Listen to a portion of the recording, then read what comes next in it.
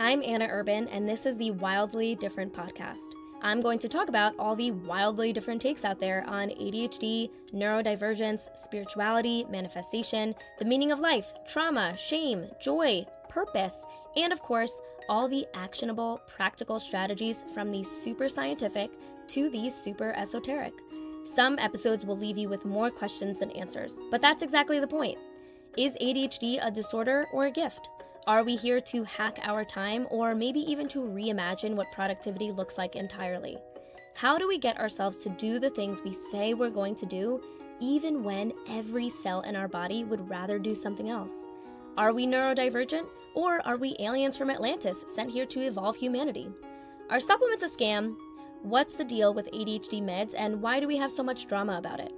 If any of these questions resonate with you, then you've come to the right place.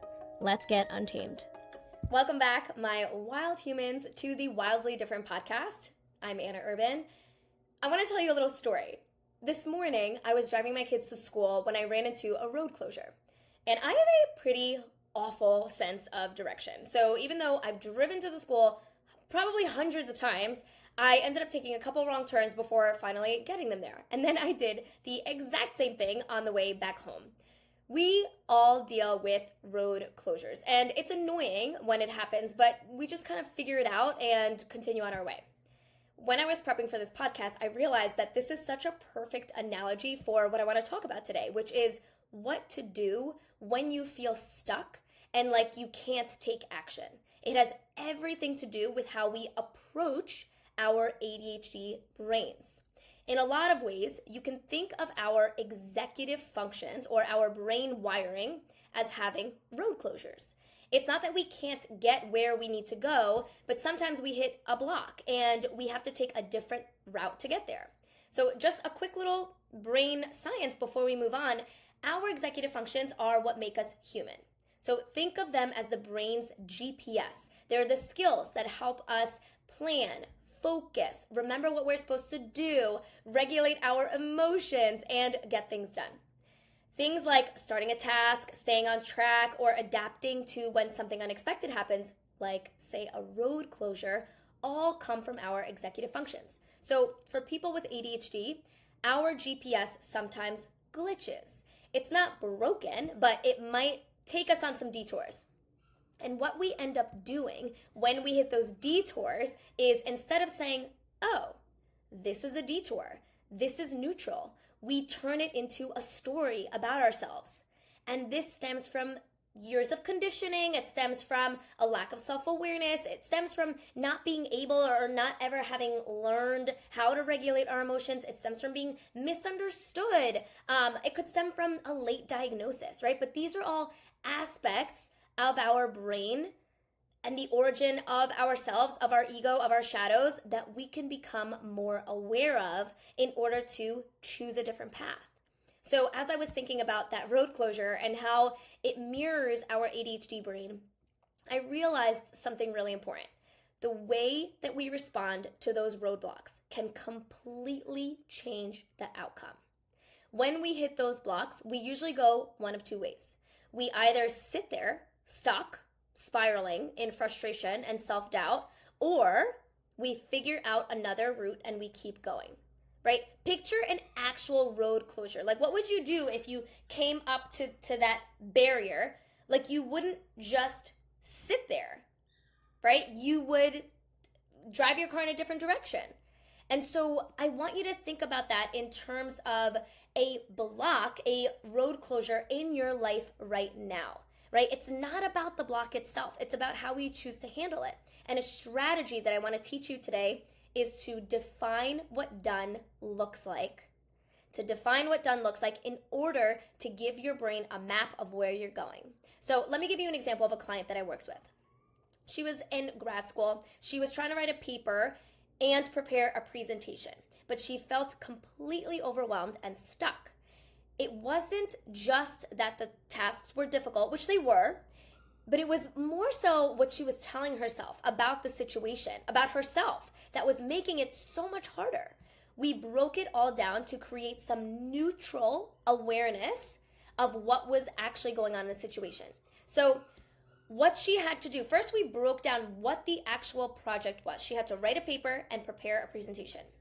Her exact thought, so after doing some digging with her, her exact thought about this situation was, it's not normal that I struggle this much.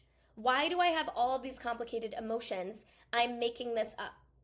And so how she felt from that thought was ashamed. Like there was something wrong with her for struggling. So here's what she would end up doing. Here was her actions from that thought and emotion combo. So she'd start working, but then she'd get sidetracked by unrelated ideas. She would compare her progress to other people, to other classmates, and beat herself up. She would avoid the work altogether because it was so overwhelming. And I mean, who could blame her, right? That's what we all do when we are thinking that we are not capable. She kept tweaking tiny unnecessary details, making it even more complicated. She would tell herself, I'm supposed to be a good student. This shouldn't be so hard, right? She would worry that other people would think she was lazy, which only made her more stuck. And then here's what would happen. Even when she made some progress, it felt like it wasn't worth the effort because the whole process was so exhausting. So even though she had a good mindset, like she was showing up and doing the work, it was so exhausting to maintain that. And it depended on all of the stars aligning. In the end, she gave up and felt even worse about herself. How relatable is this? Doesn't it feel so tiring when you're actually working on something, but you feel like you're not making enough progress? It's because you're trying to go down a road that is closed. And then you're beating yourself up for that road being closed, which only keeps you stuck in the same place. Now imagine if you were to take a different approach, one that was rooted in acceptance, willingness, curiosity, and self-compassion. One that was more practical. That's what we worked on together. So the situation was still the same, right? She still has the paper and the presentation to do. But what we came to, a more helpful thought was, this is hard because of the way my brain is wired, and that's okay.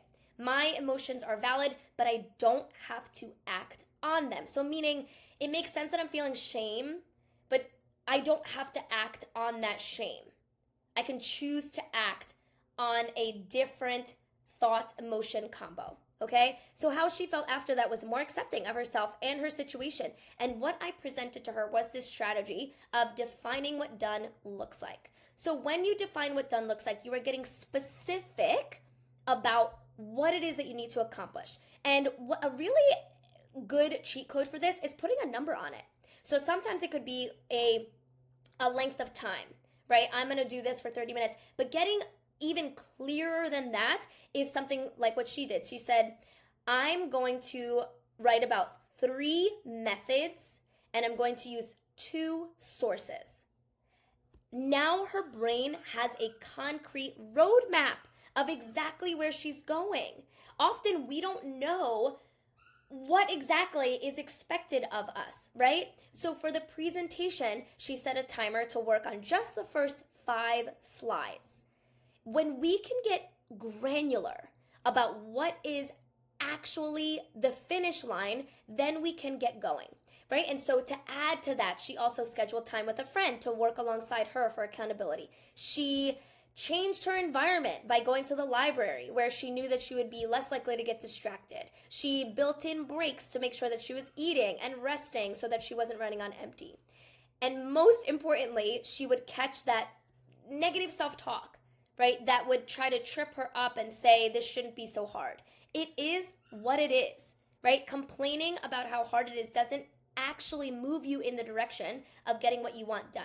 But again, a really helpful tool is to define, what does done look like? And I'm going to share some other examples in some other careers and other areas of life. So stick around. I want you to see the difference though, right? In the first approach, her thoughts were her biggest roadblock. They kept her stuck in a cycle of shame and avoidance. But when she was able to define what done actually looked like, where she would work, for how long, how many sources she needed to come up with, how many methods she was going to cover, it gave her brain the clarity that she needed to move forward. It gave her a map. Imagine if I kidnapped you and I dropped you off in the middle of the woods with nothing but the clothes on your back and said, okay, now get home, right? It's like a fraternity or sorority prank.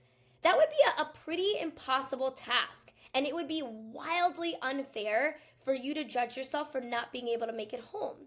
Defining what done looks like is a way of calming your brain down in a stressful situation. And you can apply this to almost anything. A lot of times we will have these grand plans for the weekend, right? Like, I'm gonna clean the whole house. And then Sunday night rolls around and we didn't clean anything. And we beat ourselves up for it. But it's because our brain has so many unanswered questions. What do you mean clean the whole house? Are we doing a deep clean, or is it just like a light dusting? Are we decluttering too, or are we just cleaning? How long is this going to take? Is this even realistic for the amount of time we have available? Defining what done looks like means answering these questions for your brain. It's one of the kindest things that you can do. Clear is kind. I don't know if you've heard that expression before. That's exactly what this is referring to. So let's take a look at some other fun examples of how this could apply to you. Let's say you're a teacher or a professor and you have to grade papers, right? And these are like pretty lengthy papers. Let's say they're term papers. And you also have to do some lesson planning, right? Defining what done looks like could be, okay, I'm going to grade 5 essays today with a 15-minute cap per essay. Beautiful. I'm going to plan tomorrow's lesson with a single goal in mind. Engage the students in active learning for 20 minutes. Okay, we defined exactly what it looks like when we're done.